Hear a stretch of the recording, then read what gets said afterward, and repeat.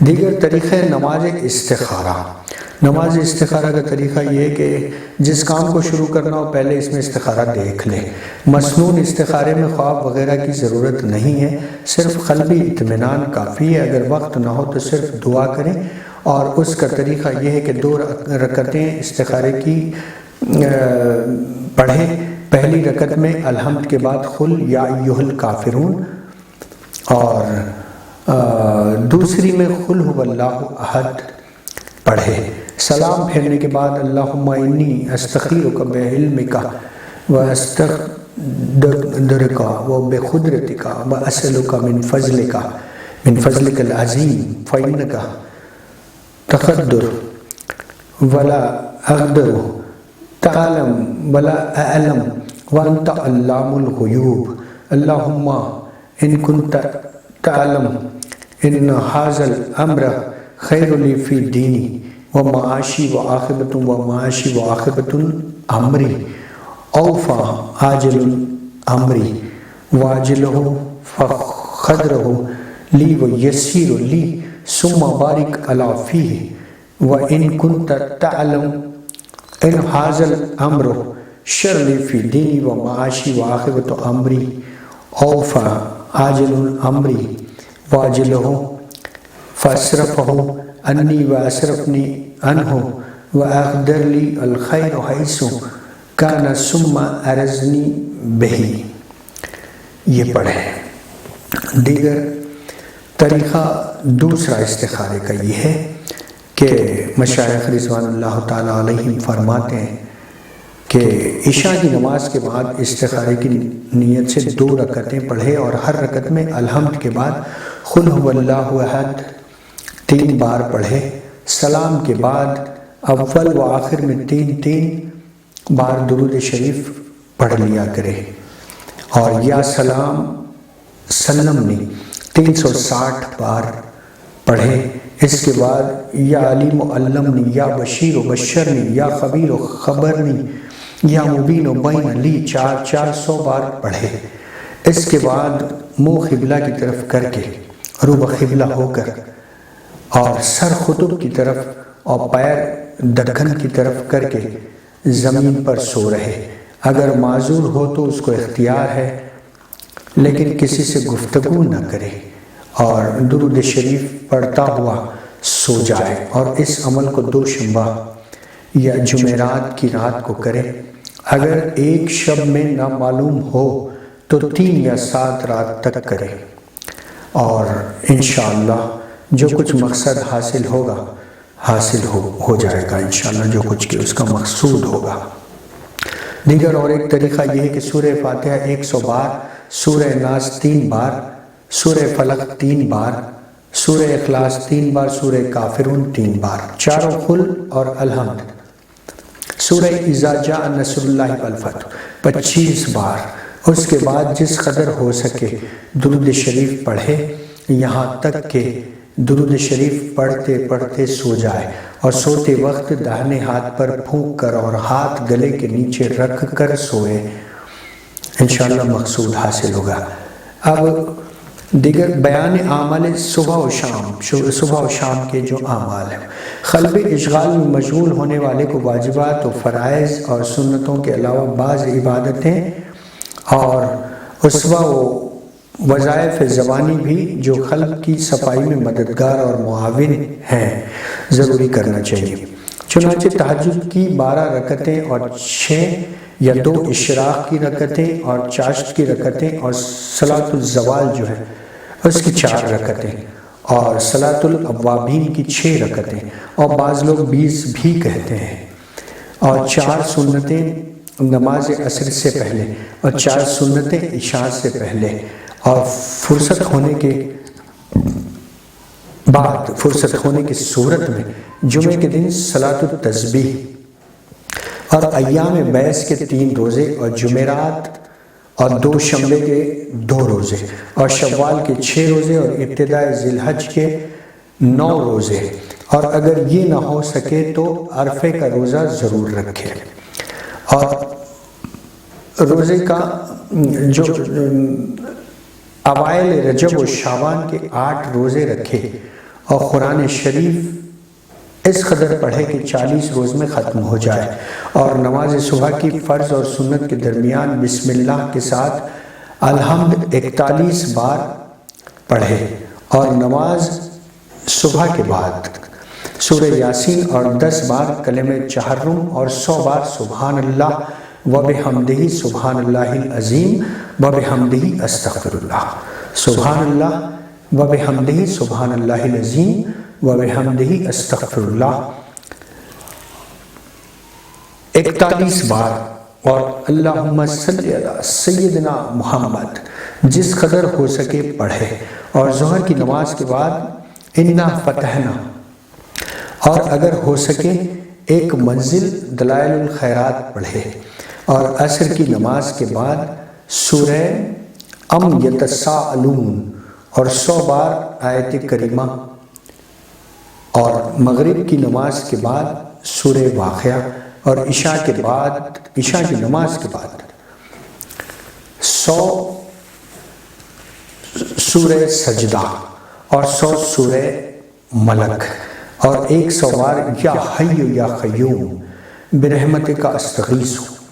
اور اول و آخر درود شریف معنی کے خیال اور حضور قلب سے پڑھے،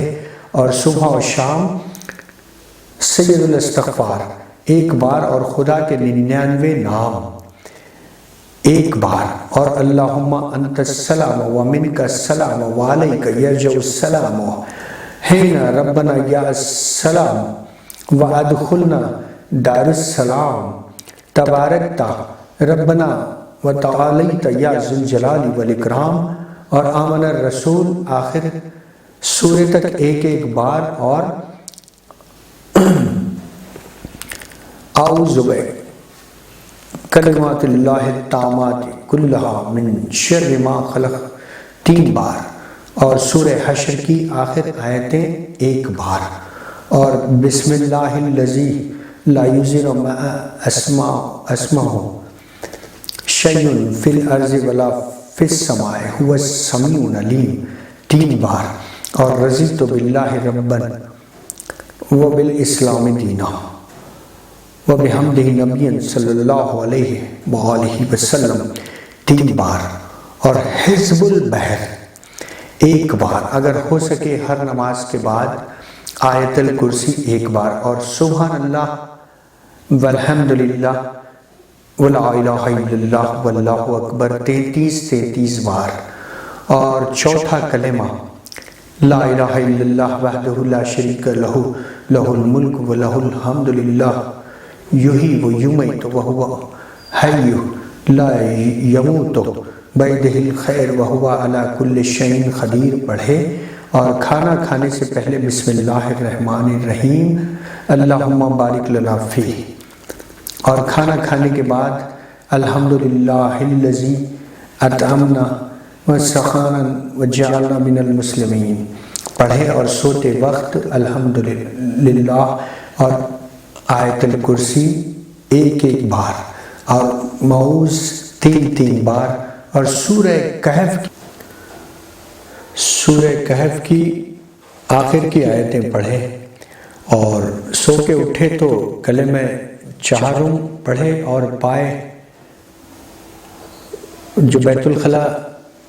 جانے کے وقت پا اللہم انی اعوذ بک من الخبث والخبائث، اور نکل کر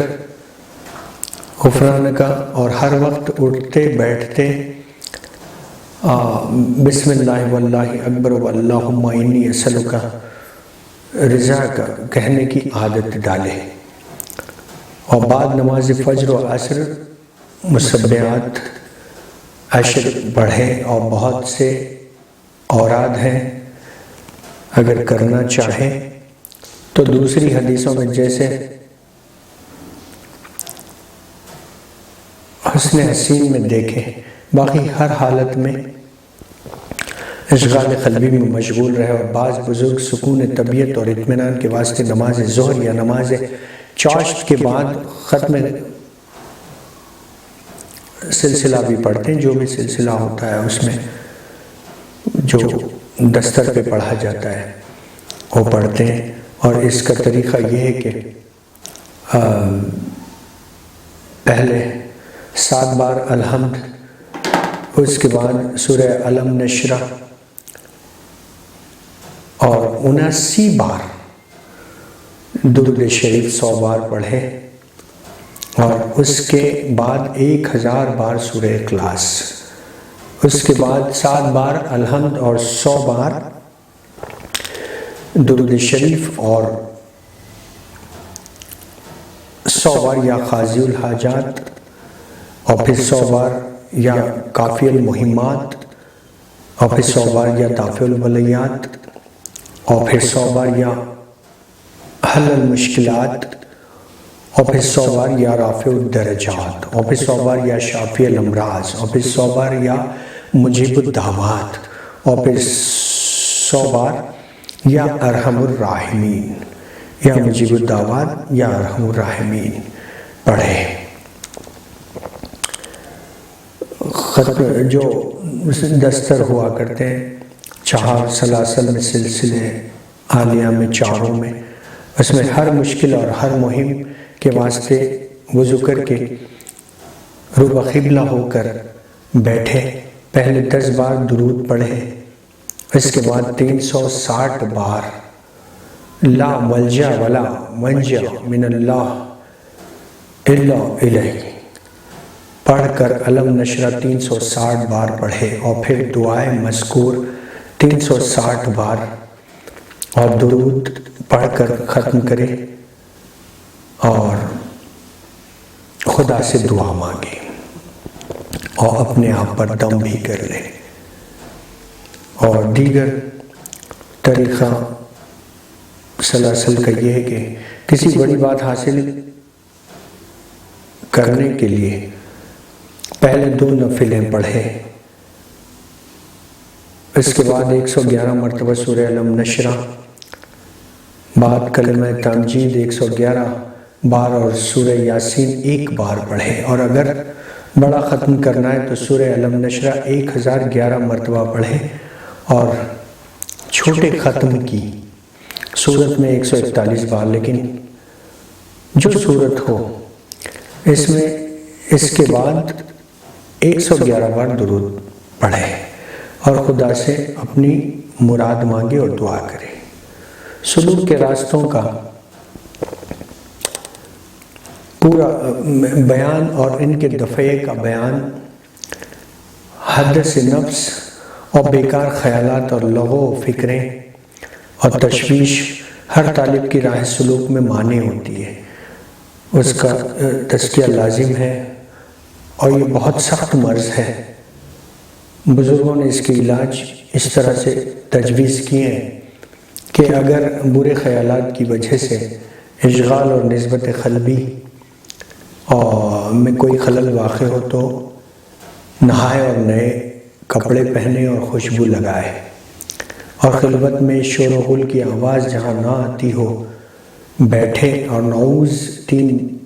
اور قل هو اللہ احد 3 بار پڑھے، اور استغفر اللہ من جملہ 3 بار پڑھے، اور 3 مرتبہ اعوذ پڑھ کر بائیں شانے کی طرف پھونک کر اور کھڑے ہو کر 2 گانا پڑھے، اور جتنی بار ہو سکے اللہم طہر قلبی عن غیرک ونور قلبی بنور معرفتک ابدا یا اللہ یا اللہ یا اللہ۔ اس کے بعد بائیں طرف یا نور اور داہنی طرف یا نور، اور دل میں یا نور کی ضرب لگائے اور تکرار کرے، اور اگر پھر طبیعت میں گھبراہٹ ہو تو فوراً وضو کر کے اسی ذکر میں مشغول ہو جائے، اور اگر پرتشویش ہو تو پھر ایسا کرے۔ انشاءاللہ 2-3 دفعہ میں قلب کو تسکین ہو جائے گی۔ پھر نفی و اثبات کے ذکر میں لا فاعل الا اللہ ولا موجود الا اللہ کے تصور کے ساتھ مشغول ہو جائے، اور مد و شد اور خوش آوازی کا خیال رکھے۔ دیگر اس کا دوسرا اور ایک طریقہ یہ ہے کہ مقررہ طریقے پر یا اللہ یا فعال یا فتاح یا باسط میں سے کوئی نام لے کر 3 ضربی یا 4 ضربی میں مشغول ہو جائے، اگر پھر بھی خیالات نہ دور ہوں اور طبیعت پریشان رہے، چند بار مذکورہ تصور کے ساتھ نفی و اثبات کی مشق کرے کہ نہ خیالات خواہ اچھے ہوں یا برے خدا ہی کے ساتھ قائم ہیں بلکہ عین خدا ہیں، کیونکہ بعضوں کے نزدیک برائی بھی خدا کے ظہور سے ہے، لیکن یہ خیال اور تصور غلط ہے۔ خدا کی طرف سے کبھی شر نہیں ہوتا، خدا کی طرف سے سوائے خیر اور خیر کے دوسرا امر ناممکن ہے، یعنی شر کبھی نہیں ہوتا، اور خیر اللہ کی طرف سے، شر کبھی خدا کی طرف، شر شیطان کی طرف سے ہوتا ہے، خدا کی طرف سے نہیں۔ لہذا خدا کے ظہور سے چونکہ صرف خیر و خیر ہے، هو الاول هو الاخر هو الظاہر هو الباطن وهو بكل شیء قدیر پڑھے، یقیناً اس سے شوق و اشتیاق زائد ہو جائے گا اور تمام خیالات دور ہو جائیں گے انشاءاللہ۔ دیگر تفریقوں کی کیفیات اور ان کا علاج، یہ بڑا اہم موضوع ہے کہ تفریقوں کا علاج کس طرح سے ہوتا ہے اور ان کا کیفیات کیا ہے، ان کا علاج کیا ہے، ان کیفیات کا۔ تفریقہ اور پریشانی چند اسباب کی وجہ سے ہوتے ہیں، ان کے چند اسباب ہیں۔ کبھی زیادتی شوق کے فساد سے، اس کی یہ صورت ہے کہ عاشق خدا کے وصل کے آرزومند ہے اور وہ بغیر طالب کے ذات خدا میں فنا ہوئے حاصل نہیں ہوتا۔ طالب کو ذات خدا میں فنا ہوئے بغیر یہ ملکہ حاصل نہیں ہو سکتا، اور فنا موقوف ہے مستی اور طبیعت کے سکون پر۔ جب بعض طالب شوق کی زیادتی میں بڑی بڑی ریاضتوں کا بار اپنے سر لیتے ہیں اور اپنے نفس کو ایک لخت اس کی لذتوں اور خواہشوں سے روک دیتے ہیں اور بے انتہا بھوک و پیاس اور آرام تک کرنا اختیار کر لیتے ہیں، تو یہ باتیں طبیعت میں انخواص پیدا کر دیتی ہیں اور حواس کے فطور کی وجہ سے فرحت و انبساط پریشانی اور غم سے بدل جاتے ہیں۔ اور اس کا علاج یہ ہے کہ نفس کو اس کے مباح چیزوں کے خواہش میں خود مختار کر دے اور اس وقت ریاضت چھوڑ دے جب تک کہ شوق اور انشراح طبیعت اور مستی میں پیدا ہو جائے، اور کبھی اس کا سبب نامردی اور کمزوری ہوتی ہے، یعنی نفس اپنی خواہشوں کے چھوڑنے کی جرت نہیں کرتا اور تفریقہ اور پریشانی پیدا ہو جاتی ہے۔ اس کا علاج نصیحت ہے، کیونکہ مسلمان اور طالب حق کی ہمت ریاضت اور اطاعت ہے، اور خدا کے دشمن اور منافق کی ہمت کھانا پینا اور اپنے نفس کی خواہش اور لذتوں میں مشغول ہونا ہے، اور حق کے طالب اپنی جان اور دل خدا کے دین پر فدا کر دیتے ہیں۔ نعوذ باللہ منہا۔ یہ تفریقے کا باعث وہ فکر ہے جو شیطان اس میں پیدا کر دیتا ہے، جس سے دل نا امیدی اور کم ہمتی کی طرف مائل ہو جاتا ہے یا پیر کی باتوں پر اعتراض کرنا شروع کرتا ہے۔ اس کا علاج یہ ہے کہ ہمت جمع کر کے اور لا تقنطوا من رحمت اللہ پڑھے، اور حضرت موسیٰ علیہ السلام کا وہ واقعہ جو حضرت خضر علیہ السلام کے ساتھ پیش آیا تھا یاد کرے۔ یا تفریقے کا سبب نفس کی رگ کا باقی رہنا ہے جو کہ آس پاس سے چلتی ہے، جس کی تاریکی طالب حق میں رہتی ہے اور اس کے سبب پریشانی اور رنج و ناامیدی پیدا ہو جاتی ہے۔ اس کا علاج کسر نفسی اور وہ ذلت برداشت کرنا ہے جو نفس پر شاق ہو، یا ہمیشہ ذکر اور خلوت کرنا ہے، یا اس کا سبب رنج اور ارادے کی پریشانی ہے کہ جس قدر وہ قلب کی صفائی اور روح کی جلا کرے اور کرنے میں مشغول ہونا چاہتا ہے، اسی قدر اس کا نفس نافرمانی کرتا ہے۔ تو اس کا سبب مزاج کا مخل ہونا ہے کہ سوداوی اخلاقات دل پر غلبہ کرتے ہیں۔ اس کا علاج فساد اور خے کر کے صفائی اور مزاج کا معتدل کرنا ہے، فسد کر دینا اس کا، فساد یعنی فسد کر دینا اس کو خارج کرنا ہے، معتدل کرنا۔ اس کا سبب بے وضو ہونا اور ناپاکی ہے۔ اس کا علاج یہ ہے کہ اپنے کو خوب پاک و طاہر رکھیں، یا اس کا سبب غربا پر ظلم کرنا اور اہل حق کا حق غصب کرنا ہے۔ اس کا علاج اس خلل کا دور کر دینا ہے، یا تفریقہ کا سبب حرام اور مشکوک غذاؤں کا کھا لینا ہوتا ہے۔ اس کا نہ علاج ہے کہ ان کو چھوڑ دیں اور توبہ کرے، اور کبھی تفریقہ جادو اور دیوانگی جو شیطان سے ہوتی ہے کی وجہ سے ہوتا ہے۔ اس کا علاج نعوذ 3 بار پڑھنا اور جس قدر ہو سکے یا اللہ کا ذکر کرنا، اور عارفین طریقت سے بے ادبی کرنے سے پیدا ہو جاتا ہے۔ مشایخین طریقت رضوان اللہ تعالیٰ سے علیہم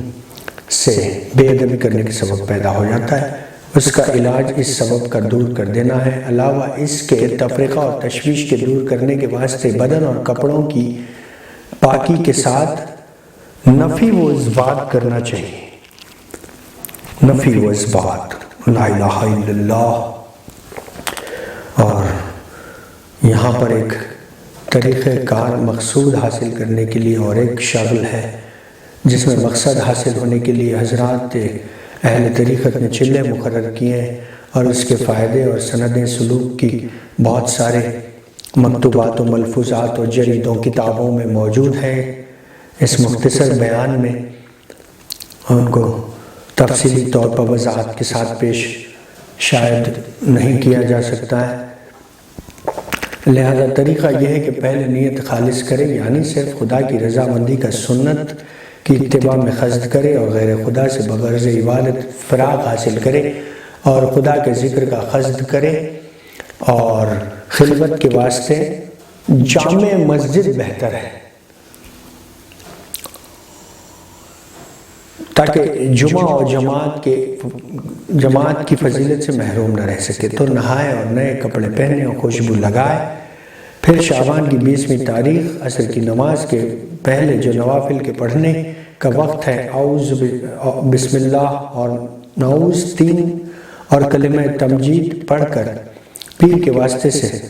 مشائخ طریقت کی مقدس روحوں سے مدد مانگ کر خلوت میں آ جائے، اور خلوت میں داخل ہوتے وقت بسم اللہ والحمدللہ والصلاۃ والسلام علی رسول اللہ اور داہنا قدم رکھے۔ اس کے بعد اللہم افتح لی ابواب رحمتک کہہ کر داخل خلوت ہو، اور 2 نفل ما سوا اللہ سے جدا ہونے اور خدا کی طرف لوٹنے کی نیت سے پڑھے، اور اگر عصر کی نماز کے بعد خلوت میں داخل ہو تو نفل نہ پڑھے، اور قبلے کی طرف منہ کر کے بیٹھے، اور ہادی عالم صلی اللہ علیہ وآلہ وسلم کی روح اطہر پر فاتحہ پڑھے، اور حضور کی روحانیت سے استقامت حاصل ہونے میں مدد مانگے۔ اس کے بعد ذکر و شغل اور مراقبہ جو کچھ کے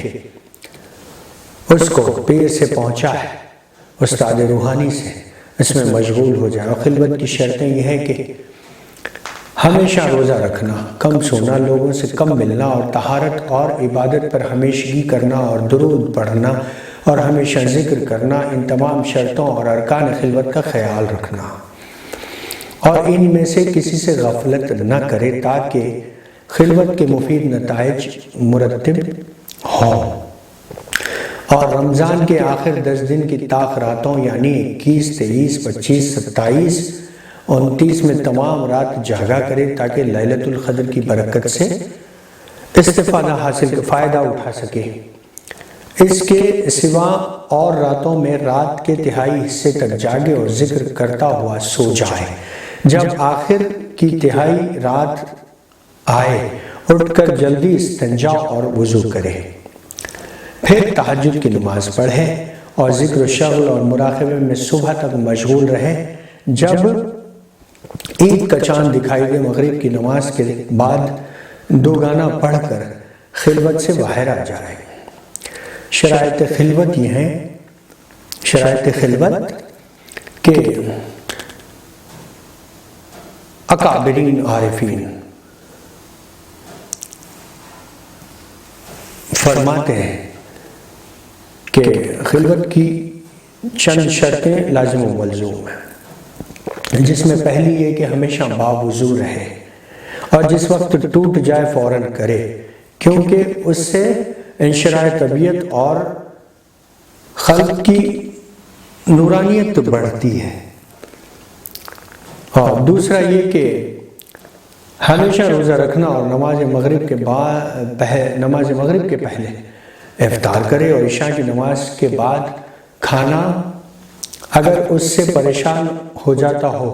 تو مغرب اور عشاء کے درمیان بھی کھا سکتا ہے۔ تیسرا کم کھانا کم کر دینا کہ معدے کا 1/3 حصہ یعنی 1/3 خالی رہے، اور اگر قدرت ہو تو اس سے بھی کم کر دے، اور اس قدر کم نہ کرے کہ ضعف کی وجہ سے انشراح اور خوشی تشریف لے جائے، رخصت ہو جائے اور عبادت کا لطف جاتا رہے۔ غرض کم کھانے سے قلب کی رقت اور دل کی صفائی اور قوت ملکیہ زائد ہوتی ہے، جیسا کہ کہا گیا ہے کہ بھوک اللہ کا کھانا ہے، روزے سے قرب خدا ہوتا ہے۔ چوتھے، سوائے خدا کے ذکر کے زبان سے کچھ نہ نکالے تو سالک کو خلوت میں کسی سے گفتگو نہ کرنی چاہیے۔ ہاں اگر کوئی شرعی ضرورت پیش آئے تو بقدر ضرورت ملازم سے گفتگو کرے۔ سالک سوائے ملازم کے کسی کو خلوت میں آنے بھی نہ دے، کیونکہ خاموشی سے حکمت عملی حاصل ہوتی ہے اور بیکار گفتگو کرنے سے ذکر کرنے کا نور ضائع ہو جاتا ہے۔ پانچویں یہ ہے کہ ہمیشہ ذکر اور مراقبہ کرنا اور انا جلیس من ذکر کا تصور کرنا ہے، اس طرح کہ غفلت نہ آنے پائے، اور خلوت کی اصلی غرض بھی یہی ہے۔ چھٹے یہ کہ خطرات کا دور کرنا، یہ بہت اہم ہے، اور حد سے نفس کو دفع کرنا ہے۔ تو غیر خدا کے خواہ اچھا ہو یا برا خیال کے روکنے کی کوشش کرے، کیونکہ حد سے نفس کا آ جانا ذکر سے روکتا اور قلب کو تاریک اور خلوت کے فائدے کو ضائع کر دیتا ہے۔ ساتویں، دل کا شیخ سے ربط رکھنا، پیر طریقت سے، اس خیال سے کہ اس سے مدد حاصل کرے، اور اس اعتقاد سے کہ شیخ خدا کا مظہر ہے، خدا نے فیض پہنچانے کے لیے میرے اوپر اس کو متعین کیا ہے، اور شیخی کے ذریعے سے خدا تک رسائی ہو سکتی ہے، اس کا نور حاصل ہو سکتا ہے، مشاہدہ انوار ہو سکتا ہے۔ تو ہمیشہ محبت اور انقیاد سے شیخ کی طرف متوجہ رہے، یہاں تک کہ فیض کا دروازہ اس پر کھل جائے، اور اپنے دل میں شیخ کی نسبت کوئی اعتراض نہ لائے، اس سے خدا تک رسائی کی جاتی ہے۔ نعوذ باللہ من الجود بعد الکون۔ اب چند نصیحت و وصیت آمیز کلمات۔ طالب حق کو پہلے فرقہ ناجیہ کے عقائد کی صحیح کے لیے ضروری مسائل سیکھنا چاہیے، کتاب اور سنت اور آثار اہل بیت و صحابہ کی پیروی کرنا چاہیے، اس کے بعد نفس کی پاکی اور اس کے غیر خدا سے خالی کرنے کی طرف متوجہ ہونا چاہیے۔ چنانچہ ایک بزرگ فرماتے ہیں کہ خواہی کے شبد دل تو چوں آئینہ، یعنی چاہیے کہ تیرا دل آئینے کی طرح ہو،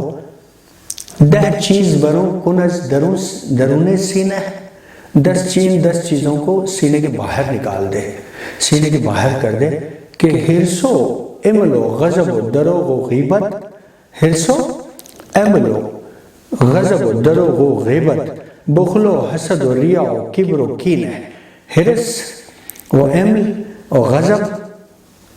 غصہ جسے کہتے ہیں عام زبان میں دروغ گوئی یعنی جھوٹ، غیبت،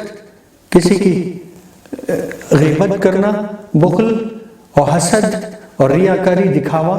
اور کبر، جو تکبر جسے کہتے ہیں، اور کینہ پروری جس کے دل میں، یہ تمام 10 چیزوں کو باہر نکالنا لازم ہے۔ اس کے بعد خلق کو صاف کرنا اور جھلا دینا، جس سے مراد اچھی عادتیں اختیار کرنا ہے چاہیے۔ چنانچہ اس دوسری رباعی میں اور ایک رباعی میں اشارہ کیا گیا ہے کہ خواہی کی شبی بمنزل قرب مقیم، منزل کے قریب قیام کرنا چاہیے۔ نہ چیز بنفس خویش فرما تعلیم، ان 9 چیزوں کو اپنے نفس کو تعلیم کرے کہ صبر و شکر و قناعت و علم و یقین، صبر، شکر، قناعت، علم خانے ہونا چاہیے، صبر رکھنا چاہیے، ان اللہ مع الصابرین کی منزل میں شکر خداوندی ادا کرنا چاہیے، قناعت خانے ہو اور علم اور یقین۔ ہم یوقنون کہا گیا ہے سورہ علم کی آخری آیت کے لفظ میں، اور پھر صبر و شکر و قناعت و علم و یقین، تفیض و توکل و رضا و تسلیم۔ تفیض یعنی اپنے آپ کو فوض و امری اللہ کی منزل میں تفیض کر دے، حوالے کر دے، حوالگی جسے صوفیاء اکرام کی اصطلاح میں کہا جاتا ہے، تفیض و توکل، اللہ پر توکل، اور پھر رضا بقضائہ و تسلیما لامرہ، اور پھر تسلیم۔ تو اس کا فائدہ یہ ہے کہ سالک کو چاہیے کہ شرع کے احکام کا مضبوطی سے پابند ہو اور اس کے ممنوعات سے پرہیز کرے، اور پرہیزگاری اور خوف خدا اپنے اوپر لازم کرے، اور تمام حالتوں میں سنتوں کا خیال کرے، اور ان چیزوں سے جن کو خدا نے منع کیا ہے اور مشتبہ چیزوں سے بچے، اور اگر کوئی گناہ ہو جائے تو فوراً توبہ کرے اور استغفار اور اچھی باتوں سے اس کا تدارک کرے، اور دوسرے وقت پر نہ اٹھا رکھے، اور باجماعت مسجد میں نماز پڑھے، اور جو وقت فرائض اور واجبات اور سنتوں کے پورا کرنے سے بچے اسے باطنی اشغال میں صرف کرے، اور اوراد و نوافل کے زیادہ کرنے کی طرف متوجہ نہ ہو، بلکہ باطنی اشغال کو اپنے اوپر فرض سمجھے، اور کبھی غافل نہ ہو۔ جب ان میں لطف و مزہ پائے خدا کا شکر ادا کرے، اور تھوڑے لطف کو زائد سمجھے، اور ہر کام خدا کی رضامندی کے لیے کرے، کشف و کرامات میں لطف نہ حاصل کرے بلکہ اس سے بیزار ہو، اور بسط کی حالت میں شکر ادا کرے، اور شروع کی حدوں کا خیال رکھے، یعنی شرع کی تمام جو حدیں ہیں اس کا خیال رکھے، اور جب انخماز ہو مایوس اور پریشان نہ ہو جائے، اپنے کام میں مصروف رہے اور اپنی غلطی تسلیم کرے، اور تمام عبادتوں میں اپنے کو خاصر خیال کرے، اور باطنی حالتوں کو کسی جاہل کے سامنے نہ بیان کرے، اور غیر محرم سے بھی نہ کہے، اور محرم سے بھی تنہائی اور علیحدگی میں کہے، اور اوقات کی پابندی کرے، اور غیر مستقل مزاجی سے علیحدہ رہے، اور دل سے دنیا اور تمام دنیا کی چیزوں کی محبت چھوڑ دے، ورنہ 1000 برس تک بھی عبادت کرنا فائدہ نہ دے گا۔ دل ایک آئینہ ہے، اس میں غیر اللہ کو نہ دیکھے، اور مرتبہ اور غیرت کی خواہش کرنا اپنے کو گمراہ کرنا ہے، اس سے پناہ مانگے، اور وقت کو غنیمت سمجھے، اور غفلت اور بیکاری میں ضائع نہ کرے، کیونکہ گیا وقت پھر ہاتھ آتا نہیں، اور مردانہ وار گامزنی کرے، اور خوشی و غم کو بالائے طاق رکھے، اس واسطے کہ یہ ایک حجاب ہے، اور جو شخص سنت رسول اللہ صلی اللہ علیہ وآلہ وسلم کا پابند اور ہم جنس نہ ہو، اس کی صحبت میں شریک نہ ہو، اگرچہ اس شخص سے کرامتیں اور خرق عادات ظاہر ہوں، اور وہ آسمان پر بھی اڑے، اور لوگوں سے بقدر ضرورت ملے، اور اچھے برے سے خوش اخلاقی سے پیش آئے، اور لوگوں سے عاجزی اور انکساری کا برتاؤ رکھے، اور خاکساری اور نیستی کو اپنا طریقہ بنا دے، اور کسی پر اعتراض نہ کرے، اور گفتگو نرمی سے کرے، اور خاموش خاکساری اور نیستی اپنا شعار رکھے، اپنا طریق کر دے، اور کسی پر کوئی اعتراض نہ رکھے، اعتراض باقی نہ رکھے دل میں، کسی سے کوئی اور گفتگو بالکل نرم کلامی سے، اور خاموشی اور خلوت پسند ہو، اور اطمینان سے اپنے کاموں میں مشغول رہے اور پریشان نہ ہو، اور جو باتیں پیش آئیں ان کو خدا کی طرف سے سمجھے اور ہمیشہ دل کی حفاظت کرے تاکہ غیر خدا کا خیال نہ آئے، اور دینی باتوں میں لوگوں کو فائدہ پہنچائے، اور ہر کام کو خالص نیت سے سر انجام دے، اور کھانے پینے میں اعتدال مد نظر رکھے، اور افراط و تفریط سے پرہیز کرے، اور اگر نفس کی خواہش پوری کرے تو اس سے کام بھی لے، اور بہتر تو کما کر کھانا ہے، اور اگر توکل کرے تو یہ بھی اچھا ہے، لیکن کسی سے طمع نہ کرے، اور دل کو غیر خدا کے تعلق سے بالکل علیحدہ رکھیں، اور کسی سے امید و خوف نہ رکھے، اور غیر خدا سے محبت نہ کرے، اور حق کی جستجو میں پریشان اور بے آرام رہے، اور ہر جگہ خدا کے ساتھ رہے، اور تھوڑی اور زائد نعمت پر اکتفا کرے، موت کو یاد کیا کرے، اور ان پر ایصال ثواب کرے جو اس دنیا سے گزر چکے ہیں ایمان پر، اور پیر کے حکم اور ادب کو خدا اور رسول صلی اللہ علیہ وآلہ وسلم کے حکم اور ادب کی بات سمجھے، اللہ اور رسول اللہ صلی اللہ علیہ وآلہ وسلم کے حکم کے بعد اپنے پیر کے حکم کو سمجھے، اور خدا اور رسول کے نائب ہوا کرتے ہیں، چونکہ اولیاء اللہ اور پیران عظام، لہذا ان کے حکم کو خدا اور رسول کے حکم کے بعد سمجھے۔ اللہم اغفر لنا ولوالدینا ولاستاذنا والمشائخنا والسلام۔